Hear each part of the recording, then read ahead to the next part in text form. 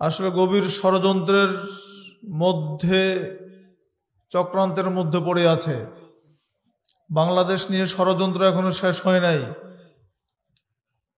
আমরা 5ই আগস্টে অভ্যুত্থান করেছি বটে, কিন্তু অভ্যুত্থান পরবর্তী ষড়যন্ত্র এখনো চলছে। এবং সাম্প্রতিক যে ষড়যন্ত্র, এটা অত্যন্ত কঠিন একটি ষড়যন্ত্র শুরু হয়েছে। আপনারা দেখেছেন পত্রপত্রিকায়, এবং যারা অনলাইনে চোখ রাখেন, যারা ফেসবুক চালান, তারা অবশ্যই জানেন কি মর্মান্তিকভাবে চট্টগ্রাম আদালত প্রাঙ্গণে অ্যাডভোকেট সাইফুল ইসলাম আলিফকে হত্যা করা হয়েছে, নৃশংসভাবে হত্যা করা হয়েছে। সেই দৃশ্য আপনারা দেখেছেন। কিন্তু দুঃখজনক, এই হত্যাকাণ্ড নিয়েও এদেশের মিডিয়ার দু একটি মিডিয়া যারা এই ষড়যন্ত্রের সাথে জড়িত বা এই ষড়যন্ত্রের বলা যায় পিছন থেকে যারা কলকাঠি নাড়েন, এইরকম দু একটা মিডিয়া বাংলাদেশে আছে যারা এই হত্যাকাণ্ডটাকে অন্যদিকে প্রভাবিত করার ষড়যন্ত্র করেছে। কি বলেছে জানেন? অ্যাডভোকেট আলিফকে হিন্দু মনে করে হত্যা করা হয়েছে। কত জঘন্য ষড়যন্ত্র চিন্তা করেন। অ্যাডভোকেট সাইফুল ইসলাম আলিফ একজন মুসলিম অ্যাডভোকেট, আইনজীবী। তাকে হত্যা করছে কারা? ইসকনের সদস্যরা, এদেশের হিন্দুত্ববাদী উগ্র সংগঠন, এক কথায় হিন্দু জঙ্গি সংগঠন যাকে বলা হয়। সে ইসকনের সমর্থকরা একজন অ্যাডভোকেটকে আদালত প্রাঙ্গণে প্রকাশ্যে দিবালোকে নৃশংসভাবে খুন করেছে, আর এদেশের মিডিয়া তাকে বলছে একে হিন্দু মনে করে হত্যা করা হয়েছে। কত জঘন্য ষড়যন্ত্র এদেশের মিডিয়াগুলো, চিন্তা করে দেখেন। এই ডেইলি স্টার, প্রথম আলো, সময়, এই জাতীয় মিডিয়াগুলো এই ষড়যন্ত্রের সাথে বিগত 15.5 বছর জড়িত ছিল, এখনো তারা পিছনে লেগে আছে। আমাদের সজাগ থাকতে হবে। আমরা আজকের এই সম্মেলন থেকে সরকারের কাছে দাবি জানাচ্ছি, অ্যাডভোকেট সাইফুল ইসলাম আলিফকে যারা হত্যা করেছে অবিলম্বে তাদেরকে গ্রেফতার করা হোক, তাদেরকে আইনের আওতায় নিয়ে আসা হোক, এবং উগ্র হিন্দুত্ববাদী সংগঠন ইসকনকে বাংলাদেশে নিষিদ্ধ করা হোক। আপনারা কি তার সাথে একমত? ইসকনকে নিষিদ্ধ করা হোক। বাংলাদেশের মাটিতে হিন্দুত্ববাদীদের উগ্র সংগঠন থাকতে পারবে না। বাংলাদেশ সাম্প্রদায়িক সম্প্রীতির দেশ। এদেশের মানুষ হিন্দু মুসলিম ভাই ভাই হয়ে চলে। আমাদের গ্রামে দেখেন হিন্দুরাও বসবাস করে, মুসলমানরাও বসবাস করে, কারোর সাথে কারো দ্বন্দ্ব হয় না। আপনারা দেখেছেন 5ই আগস্টের পরে এদেশের মুসলমানরা হিন্দুদের নিরাপত্তা দেয়নি। যে দেশের মুসলমানরা হিন্দুদের নিরাপত্তা দেয়, সে দেশের মুসলমানদের বিরুদ্ধে এদেশের হিন্দুরা ষড়যন্ত্র মেতেছে, আর তার পিছনে লেগে আছে ব্রাহ্মণ্যবাদী শক্তি। আমাদের 3 দিকে যারা আমাদেরকে গ্রাস করে 3 দিকে ঘিরে রেখেছে, যে ব্রাহ্মণ্যবাদী শক্তি, সেই হিন্দু রাষ্ট্রটি আমাদের পিছনে লেগে আছে। সম্মানিত দিনী ভাইয়েরা, এই মুহূর্তে আমাদের একটা চরম পরীক্ষা দিতে হচ্ছে।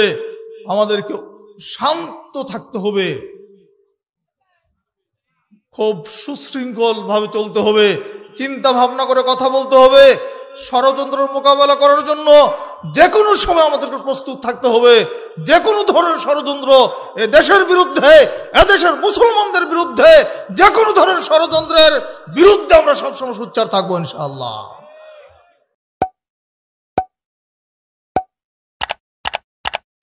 এই চিন্ময় এবং কুশল, এই সাথে যেগুলো আছে, যে এই যে মানে ফেসবুক নেতা, একজনের কাছে অনলাইনে আনেন, কেউ যদি বলতে পারে 8 দফা কি ব্যাখ্যা দিতে পারে, একজনও পারবে না। যশোরে মারোপাড়া আমলিগ নেতার নেতৃত্বে বাড়িঘর পুরানো হয়েছে, এই আমলিগ আমলে এগুলো হয়েছে। তারপর 2020 সালে কুমিল্লার কোরবানপুর, সেখানে আমলিগের লোক জড়িত, গ্রামের পর গ্রাম জ্বালিয়ে দেওয়া হয়েছে। 2021 সালে কুমিল্লা, চাঁদপুর, নোয়াখালী এবং তার 2 দিন পরে রংপুর, গ্রামের পর গ্রাম সমস্ত দুর্গা মন্দির অ্যাটাক করা হয়েছে, এই আমলিগ আমলে হয়েছে। এবং নোয়াখালীতে ইসকনে এক প্রভুকে মেরে নোয়াখালী ইসকন মন্দির পুকুরে ভেসে দিয়েছে। কই, তখন তো আমরা ইসকনের ব্যানারে আন্দোলন দেখি নাই। এই আমলিগ হিন্দুদের সবচেয়ে বড় ক্ষতিকারক একটা দল। হ্যাঁ, আর দাদার বিষয়টা আমি বক্তব্য শুনছি, কিন্তু আপনারা এখানে ইসকন ইসকন বলতেছে, আন্দোলন তো ইসকনের নয়। চিন্ময় কৃষ্ণ ওরফে চন্দনধর, ওনার নাম হচ্ছে চন্দনধর, পরে ওনার ছদ্মনাম হচ্ছে চিন্ময়, ছদ্মনাম কি দীক্ষিত নাম ওরকম কিছু হবে। তা এটা উনি কিন্তু ইসকন থেকে বহিষ্কৃত। এবং বহিষ্কার করছে ইসকনের ইন্টারন্যাশনাল চাইল্ড প্রোটেকশন অফিস, অর্থাৎ ওনার কাছে নারী শিশু নিরাপদ না। এবং ওনার বিরুদ্ধে যে শিশুরা বক্তব্য দিছে উনি তাদের শারীরিকভাবে হেনস্থা করছেন, এজন্য ওনার কাছে শিশুরা নিরাপদ না বিধায় ইসকনের ইন্টারন্যাশনাল চাইল্ড প্রোটেকশন অফিস থেকে ওনাকে ইসকন থেকে বহিষ্কার করা হয়েছে। এবং এটা ইসকনের যে বর্তমান সাধারণ সম্পাদক চারুচন্দ্র ব্রহ্মচারী, তিনি 25 তারিখ যে তারা এরা চট্টগ্রামে সমাবেশটা করে, এই সনাতনী নাম দিয়া কি জাগরণ মঞ্চ, ঐক্যজোট, ভং সং কত নাম দিচ্ছে, এই নাম তারা এরপর অনেকবার নামও চেঞ্জ করছে। তা এখানে কিন্তু সেদিনও তারা চট্টগ্রাম জেলা প্রশাসক এবং পুলিশ সুপার মহোদয়কে লিখে দিয়েছে তাদের প্যাডে যে এই সঙ্গে ইসকনে কোনো সম্পৃক্ততা নেই। এখন সে হিসেবে কিন্তু আমরা বারবার ইসকনটাকে বলে ইসকনটাকে ছোট করতে পারি না, কারণ ইসকনের সাথে এখানে নাই, ইসকনে আমেরিকায় নিবন্ধন হয়েছে। ইসকনের মূল কাজটা আছে ধর্ম প্রচার করা, হিন্দু ধর্মের প্রচার করা, প্রচার বিকশিত করা, প্রচার করা, প্রসার করা। ইসকনের কাজ কিন্তু রাস্তায় লাফালাফি দাফাদাফি করা না। আর মূল ইসকন সেটা করেও না। ইসকন থেকে কিছু বিপদগামী লোক আছে যারা ধর্মীয় লিবাস পরে ভারতের রাম রহিম সিং এর মতো যত জঘন্য নগণ্য কাজ আছে তাই করে। কোনো সন্ন্যাসীর টাকা পয়সা ধরার কথা না, এটা তাও করে। কিন্তু এখানে আমরা মূল ইসকনের সাথে কিছু বিপদগামী লোকের সাথে আমরা মানে মিলিয়ে ফেলতেছি। দাদা যেমন বলছে যে এটা ইসকন ইসকন, বারবার সেটা মানে একটু ইসকনের ইন্টারাপ্ট সাথে করবো। ইসকনের না, এটা ইসকনের না। এই আন্দোলন হচ্ছে ইসকন থেকে বিপদগামী। যেমন রূপানুগ নামের একটা লোক একটু আছে। ইন্টারাপ্ট করবো। হ্যাঁ হ্যাঁ হ্যাঁ করবেন, ওনার জায়গাটা আমি শুনতে চাই। আমি নরেন্দ্রদাকে ধন্যবাদ দিচ্ছি। আমি রিয়েলি সত্যি মন থেকে ধন্যবাদ দিচ্ছি নরেন্দ্রদা। এক্স্যাক্টলি যে কথা আমি বলতে চাইছিলাম যে নরেন্দ্রদা আপনি একটা কথা এখানে অ্যাড করতে পারেন, এখানে না বলে এভাবে বলতে পারেন যে বাংলাদেশের ইসকন আর অন্য জায়গার ইসকন এক না। বাংলাদেশের ইসকনটা অ্যাকচুয়ালি আমি আপনাদের মানে পুরো ইসকন সম্পর্কে আমি চেষ্টা করছি ধারণা নিতে। ইসকনের যে মূল মন্ত্র সেটা কিন্তু সুন্দর, গডের প্রতি ভালোবাসা। সেটা ঠিক আছে, সব ধর্মের আছে মূলমন্ত্র ভালো থাকে। এখন উনি একটু ডিফাইন করতে চাচ্ছেন যে যারা নেতৃত্বে রয়েছে এবং যাদেরকে নিয়ে আমরা কথা বলছি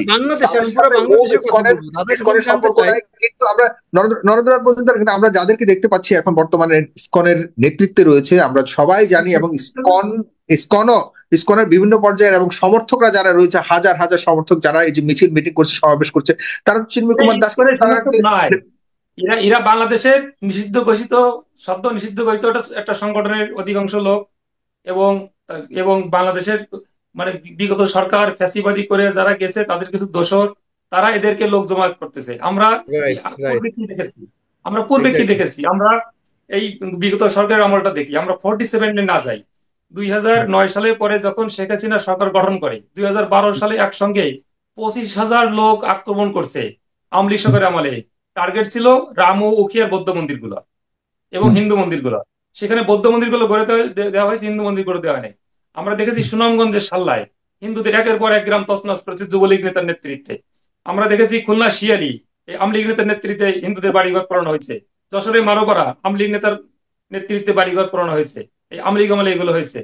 তারপর 2020 সালে কুমিল্লার কোরবানপুর, সেখানে আওয়ামী লীগের লোক জড়িত, গ্রামের পর গ্রাম জ্বালিয়ে দেওয়া হয়েছে। 2021 সালে কুমিল্লা, চাঁদপুর, নোয়াখালী এবং তার 2 দিন পরে রংপুর, গ্রামের পর গ্রাম সমস্ত দুর্গা মন্দির অ্যাটাক করা হয়েছে, এই আওয়ামী লীগ আমলে হয়েছে।